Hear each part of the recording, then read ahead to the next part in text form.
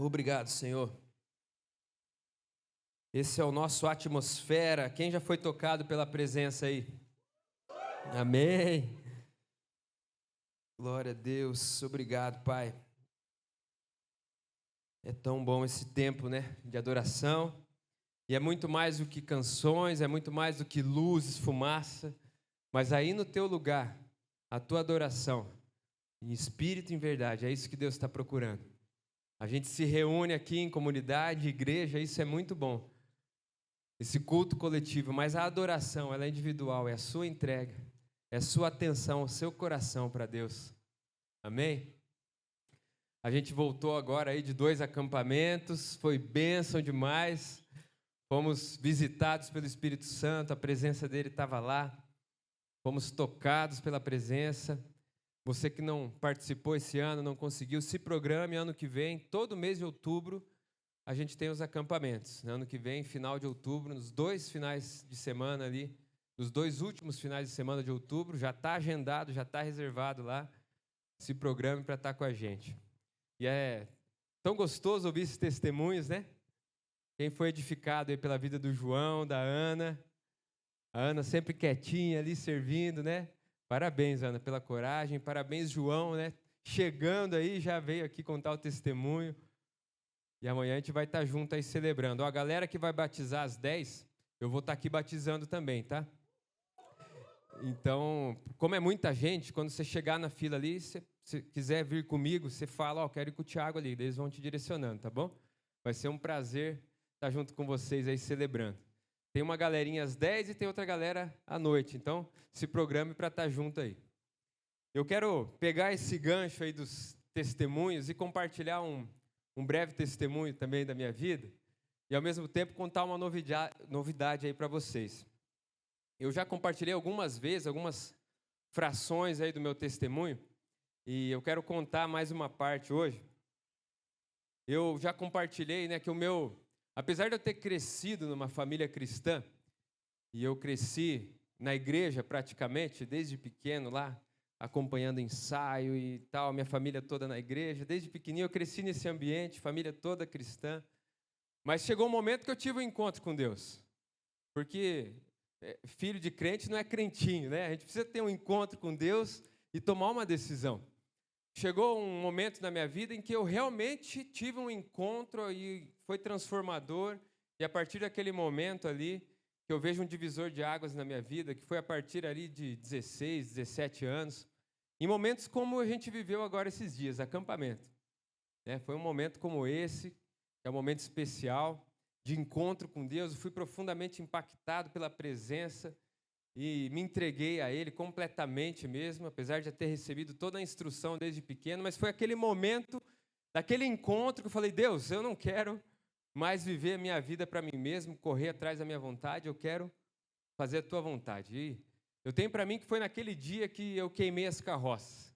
Você lembra lá de Eliseu, quando ele recebe o chamado, né, Elias joga a capa por cima dele, e ele vai lá, queima as carroças, queima os bois, faz um churrascão lá para a comunidade, e já era aquela velha vida, agora é vida nova. E eu entendo que naquele dia eu falei, Deus, eu quero a Tua vontade. Eu passei a procurar Deus, a buscar Deus, a me entregar para Ele, a buscar conhecê-lo. Em tudo que eu fazia, Deus, qual que é a Tua vontade? Deus, qual que é a Tua direção? Deus, me mostra a porta que eu devo entrar, fecha a que não é Tua, abre que é Tua. E assim foi indo a minha vida. E assim foi indo, comecei a namorar com essa mulher maravilhosa, com a qual me casei. Direção de Deus na minha vida. Ela é bem mais linda, né? Convenhamos. E comecei a cursar engenharia civil. Deus foi colocando aquele desejo no meu coração. Fiz o vestibular, entrei, curso de engenharia. Deus começou a gerar um outro desejo no meu coração e fiz vestibular de novo naquele ano. E comecei a cursar administração, comecei a fazer os 2 cursos ao mesmo tempo, e aquela loucura. E Deus começou a gerar mais um desejo no meu coração de fazer teologia. Eu não sabia que ia ser pastor, nada disso. Comecei a fazer teologia também, então eu estudava engenharia integral, fazia administração à noite, e no sábado fazia teologia. E no meio disso estava envolvido com igreja, sempre servi no louvor, adolescentes, jovens, sempre foi essa a minha vida. Nunca deixei de servir, nem quando a gente casou, nem por nenhum momento, sempre servimos. E essa era a minha vida. Engenharia, administração, teologia, namoro, servindo na igreja, estágio na hora que sobrava um tempo. E sempre buscando, Deus, qual que é a tua direção? É isso mesmo? Porque para mim eu tinha que estar na igreja o tempo inteiro. Eu achava que, estar servindo era só estar na igreja. Eu ainda não tinha esse entendimento. Mas Deus foi me dirigindo, foi guiando a minha vida, e fui tocando a minha vida, me formei. E eu lembro que no início da minha vida profissional, e logo a gente casou, eu me formei, a gente casou pela fé, em 3 meses ali, foi só pela fé. Carro emprestado, apartamento alugado, pela fé. Quem casa aí, é pela fé. Quem está com plano de casar, marca a data e vai, meu irmão, que Deus vai prover, pode ter certeza. E do início da nossa vida profissional, foi uma loucura, assim, foi um tempo de muita pressão emocional, de coisas que não davam certo. Trabalhei em tudo que você imaginar, fábrica, construtora, construção, enfim. E muita pressão, muito difícil, pressão emocional, pressão espiritual.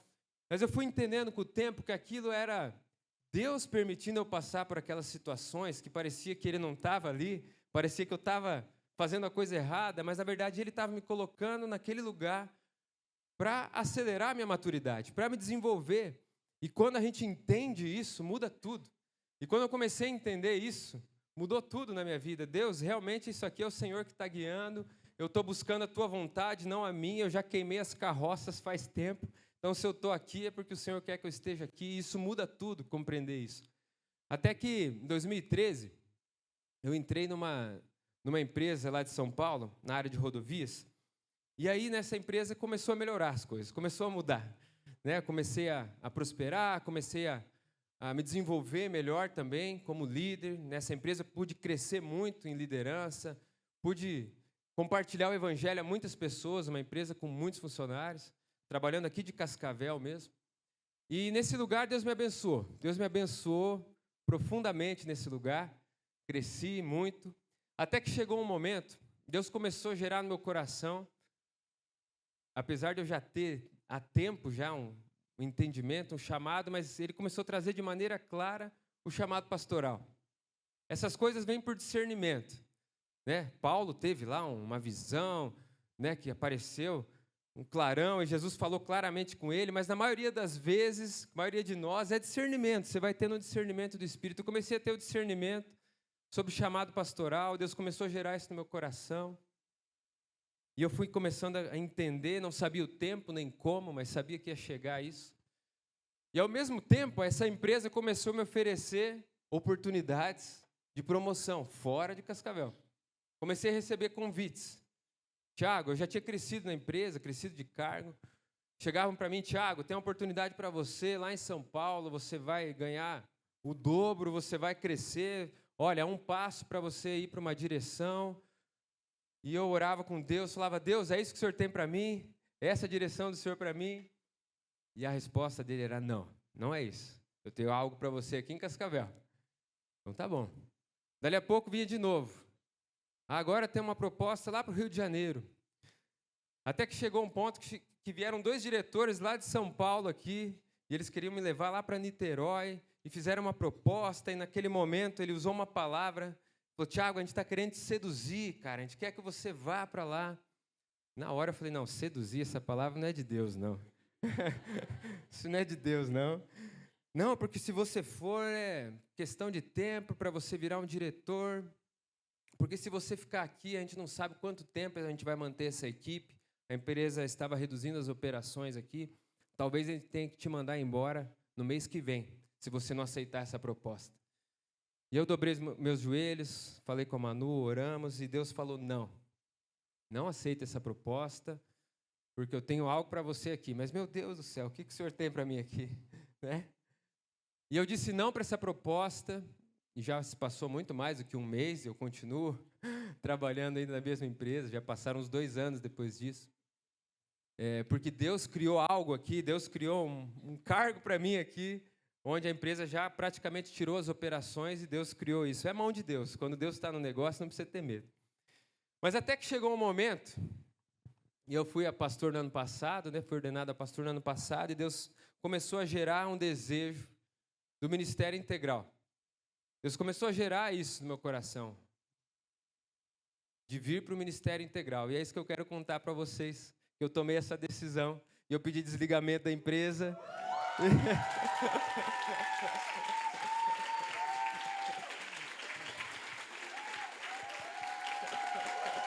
Glória a Deus.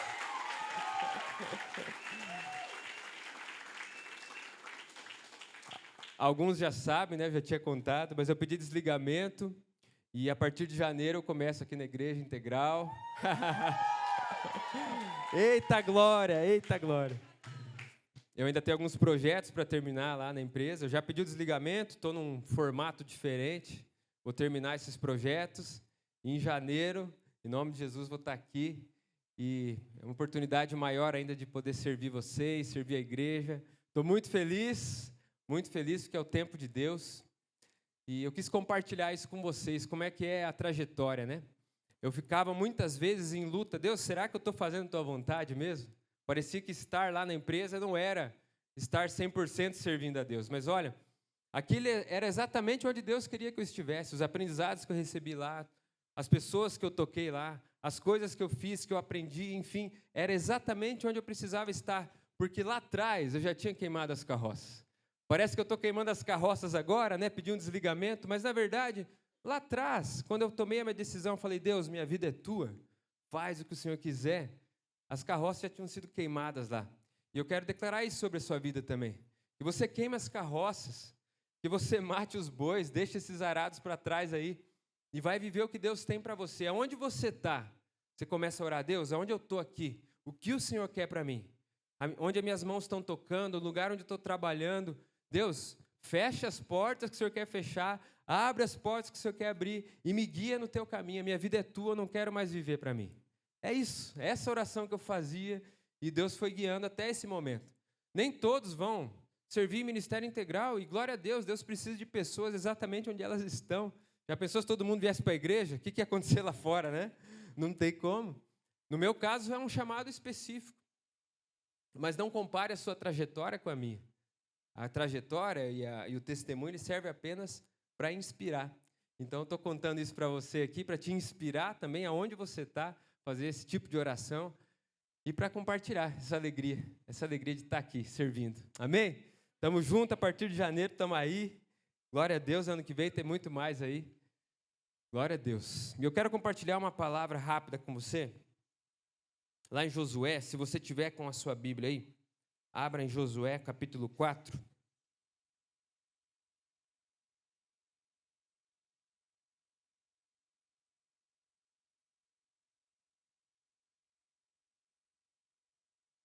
Josué, no capítulo 4. Se tiver com a Bíblia, me acompanha, a gente vai ler esse texto todo. Quanto maior a sua renúncia, maior o que Deus pode fazer através de você. Você pode repetir isso? Quanto maior a sua renúncia, maior o que Deus pode fazer através de você. É isso, é que abrir mão de tudo. Deus não chama quem está desocupado, quem está lá sem fazer nada, né?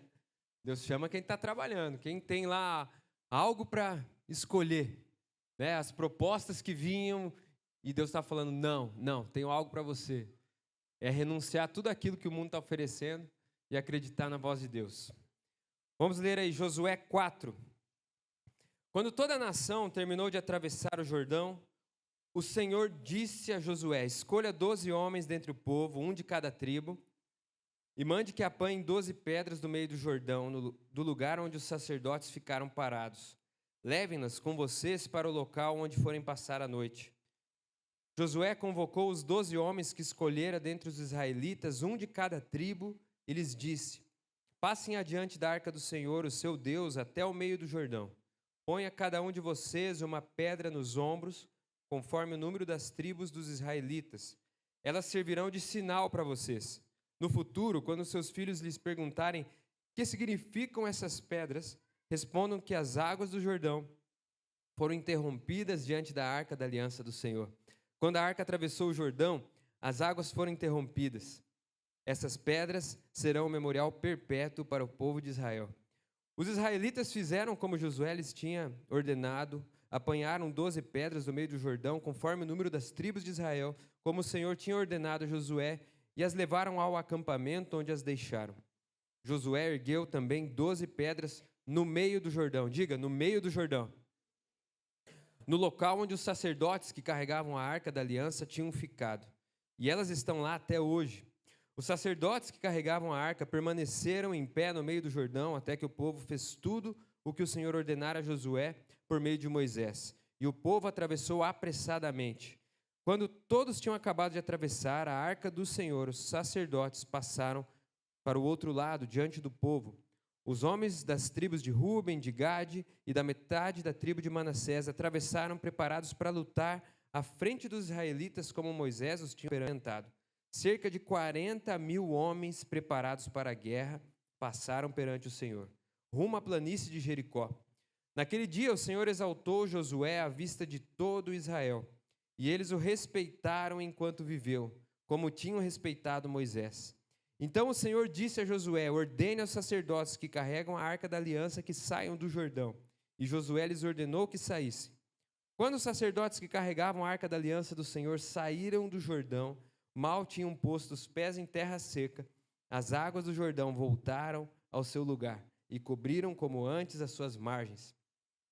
No 10º dia do primeiro mês, o povo subiu do Jordão e acampou em Gilgal, na fronteira leste de Jericó. E em Gilgal, Josué ergueu as 12 pedras tiradas do Jordão. Disse ele aos israelitas: no futuro, quando os filhos perguntarem aos seus pais o que significam essas pedras, expliquem a eles: aqui Israel atravessou o Jordão em terra seca. Pois o Senhor, o seu Deus, secou o Jordão perante vocês, até que o tivessem atravessado.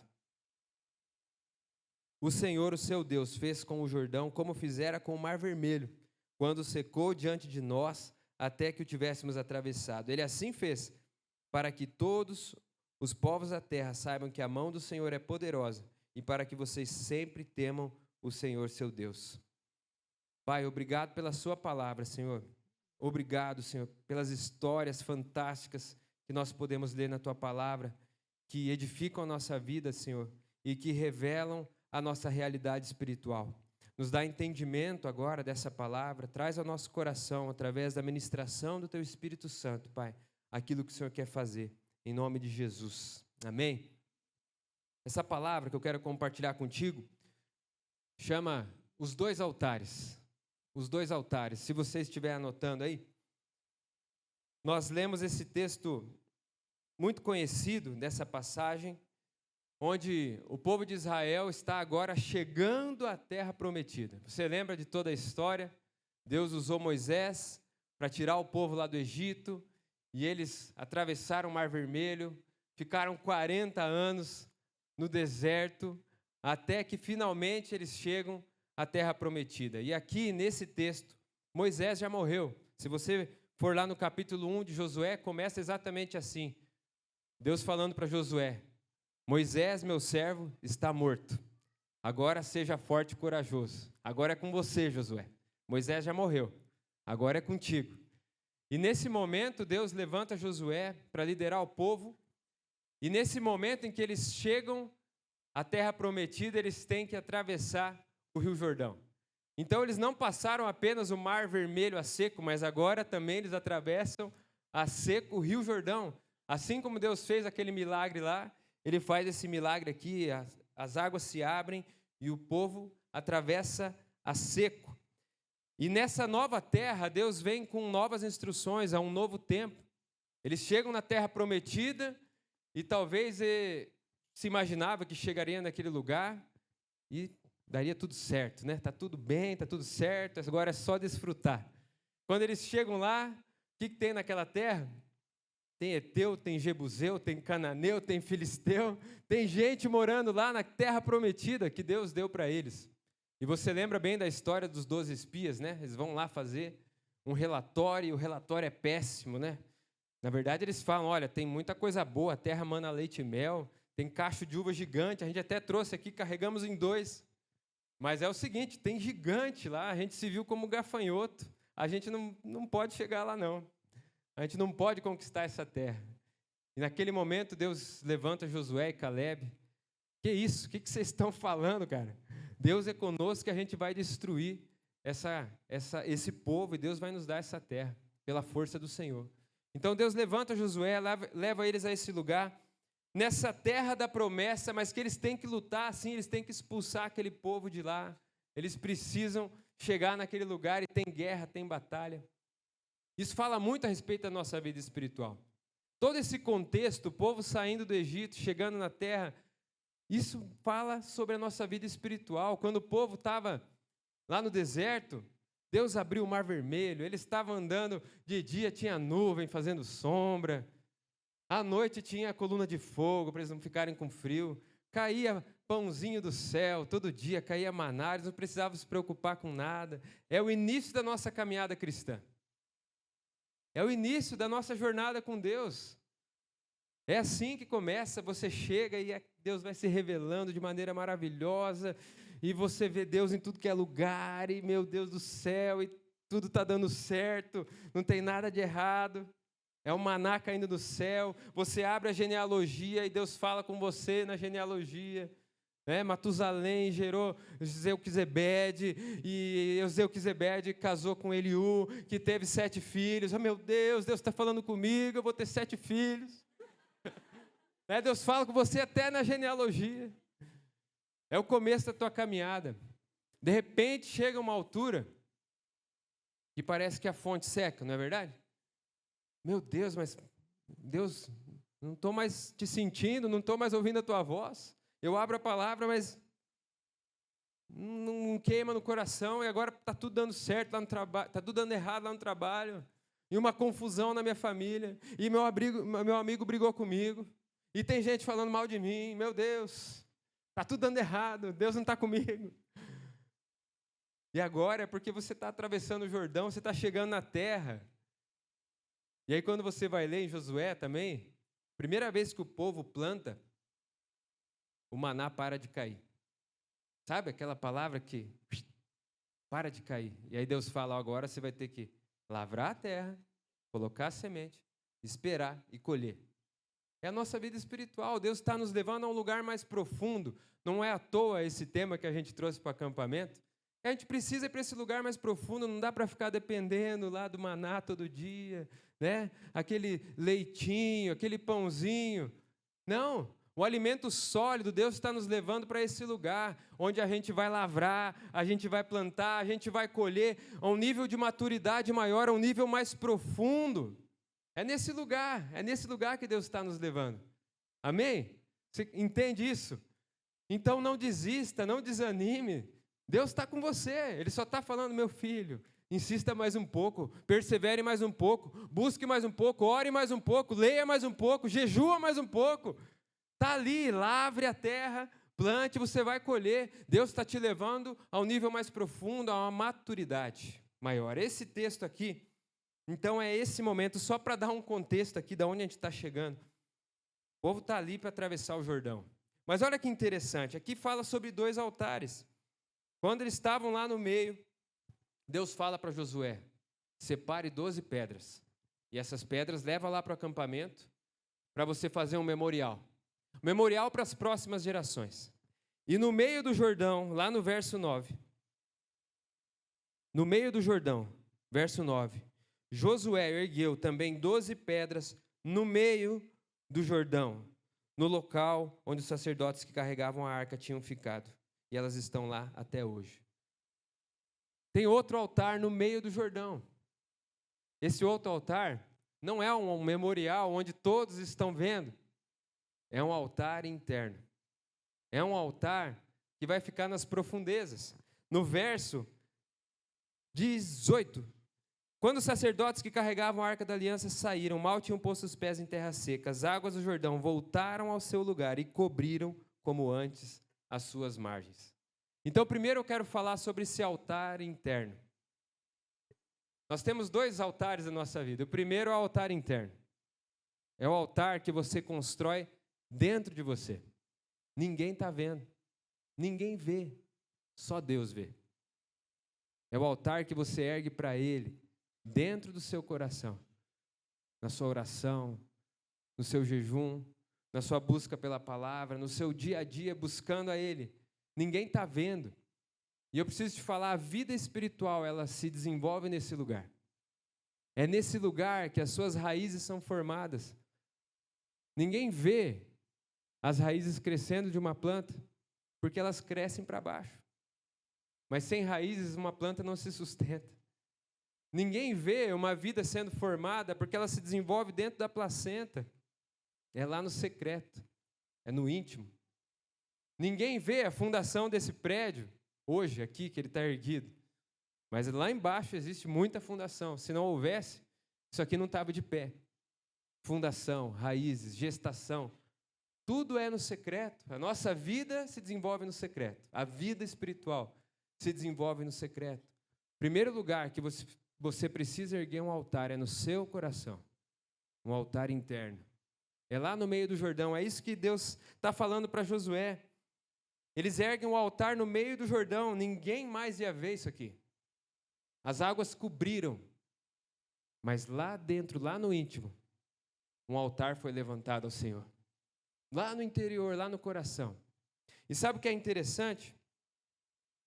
Esse lugar aqui é exatamente onde Deus quer que a gente esteja. Em Mateus 6,6, Jesus diz: você, quando for orar, fecha a porta do teu quarto, dobra os seus joelhos e fala com teu pai. Teu pai que te vê no secreto vai ouvir suas orações. Esse é o exemplo de Jesus. Quando nós olhamos para a vida dele, Jesus vivia nesse lugar. Jesus habitava nesse lugar. É desse lugar que ele extraía do seu pai os tesouros, as riquezas. É desse lugar que ele acessava o coração de Deus. Os discípulos acordavam, e você vê no texto bíblico, cadê Jesus? Sumiu. Ele já estava lá no monte, ele já tinha ido de madrugada orar. E os discípulos não achavam Jesus, e você lê lá no texto bíblico também, ele estava retirado, orando, sozinho. É o altar interior, é no secreto, é o seu tempo com Deus, é o primeiro altar que você tem que levantar na sua vida. E o interessante, depois, ele fala sobre o altar externo, memorial para as gerações. No verso 19, ele vai falar o seguinte, em 20, perdão. Em Gilgal, Josué ergueu as 12 pedras tiradas do Jordão. Lá nesse lugar, onde todos vêm, ele levantou um memorial. Ele levantou um altar externo. E sabe o que é interessante aqui? Esse altar externo, ele tem exatamente o mesmo tamanho do altar interno. Eram 12 pedras no altar interno e 12 pedras no altar externo. Deus está nos falando algo aqui. Deus está nos mostrando algo aqui. Aquilo que você vai viver em público vai ser exatamente aquilo que você está plantando lá no teu secreto. E vitórias privadas no secreto, elas antecedem, elas precedem vitórias públicas. Você vai viver primeiro no privado e depois no público. Jesus primeiro ia lá e se alimentava diante do Pai, e a extensão do ministério dele era exatamente aquilo que ele vivia lá diante do Pai. A abrangência, o poder, a manifestação público era exatamente aquilo que lá no secreto ele tinha com o Pai. Deus está nos falando algo aqui.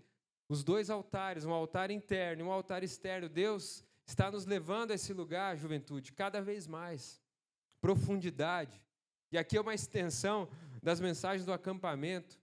Algo que Deus tem ministrado ao meu coração. Juventude, se você quer viver a vontade de Deus, se você quer alcançar pessoas, se você quer viver o propósito de Deus, o plano de Deus perfeito, você precisa plantar a sua vida nesse lugar, desenvolver esse altar interno todos os dias. O exemplo de Cristo. Uau! A abrangência do ministério dele, o poder que foi manifesto, quantas pessoas ele tocava diariamente. Imagina a exaustão que Jesus ficava diariamente. Imagina, vinham multidões até ele para serem curadas. E ele ministrava a todos, ninguém veio até ele para ser curado e saiu da mesma maneira. Todos que vinham até ele eram curados. Todos os ensinamentos que ele transbordava e compartilhava, ele recebia isso lá no altar interno. lá no secreto. E aquilo que ele manifestava em público era uma resposta, era um resultado do secreto. Sabe qual é o problema? É que muitos acabam procurando apenas a exposição pública ou manifestar algo no exterior, sem antes desenvolver o interior. Sem antes permitir que Deus trabalhe no seu íntimo. Muitos querem o palco, o microfone, as luzes, mas não querem dobrar os joelhos diante do Senhor. Eu jamais posso subir aqui sem antes ter dobrado os meus joelhos. Eu falo isso não só fisicamente, o coração. Eu jamais posso pegar um microfone sem antes ter recebido uma palavra da parte de Deus lá no altar interno. Eu jamais posso subir, ministrar, tocar, cantar, sem que antes primeiro eu tenha tocado, cantado, ministrado ao Senhor, lá no meu secreto. Sabe qual é o problema dessas luzes aqui? Elas cegam os nossos olhos. Não consigo mais enxergar as pessoas. Nós não podemos permitir que a exposição, que o público, ocupe o primeiro lugar no nosso coração. Nós precisamos, em primeiro lugar, assim como esse texto nos ministra aqui, em primeiro lugar, se ergue o altar interno. Amém? E essa é a ministração que eu tenho para o seu coração hoje. Eu quero que você realmente, diante de tudo que nós já recebemos desse acampamento, que você levante no seu coração esse altar interno. Levante no seu coração e todos os dias conserve isso. É simples. É o simples, aquilo que foi ministrado. É o simples, é a constância todo dia. Jesus é simples.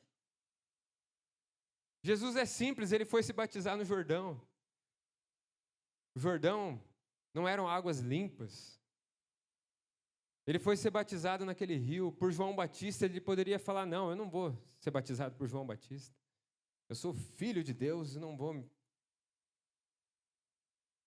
Ele foi no Rio Jordão ser batizado por João Batista, porque naquele lugar foi erguido um altar interno.